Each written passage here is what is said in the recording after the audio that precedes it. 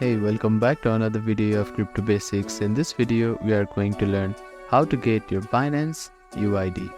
First of all, open up your preferred web browser. Then head over to Binance website and log in using your credential.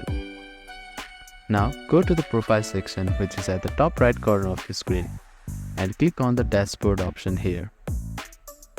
Make a note of your UID or copy it to your clipboard if needed. Here is the UID of your account.